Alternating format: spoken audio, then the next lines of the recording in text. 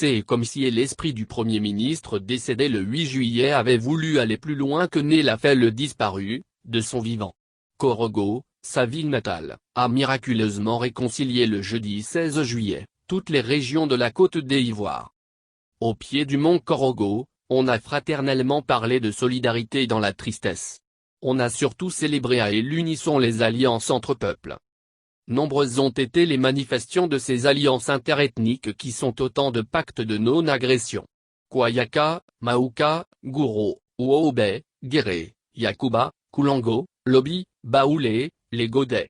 Longue a été la liste des peuples alliés traditionnels des Sénoufos qui se sont inclinés sur la dépouille de l'illustre disparu. Sa Majesté la Reine Nanan Akua-Boni s'est fait accompagner de plus de 300 personnalités pour rappeler le pont inoxydable entre Sénoufo et Baoulé, scellé depuis 1944 entre le premier président Félix Houphouët-Boigny et le patriarche Peloforo Bon Coulibaly, arrière-grand-père du premier ministre Amadou Gon Coulibaly. Le peuple du Cavali a poussé le bouchon des plaisanteries interethniques jusqu'à réclamer symboliquement le corps de l'illustre disparu. Les grands ponts, au sud, ont présenté Amadou Gon Coulibaly comme l'un des leurs, parce qu'il était le fils adoptif de et l'ancien président de l'Assemblée nationale, feu Philippe Grégoire Yassé. La belle symphonie des alliances traditionnelles interethniques a été enrichie par l'action personnelle du Premier ministre défunt.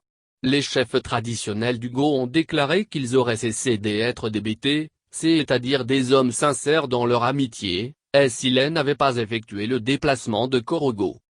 C'était sans doute là la vision de ce fils du Nord, voir toutes les régions à l'unisson. Mon Dieu qu'il est grand. Il paraît encore plus grand mort que vivant, dirait Henri I.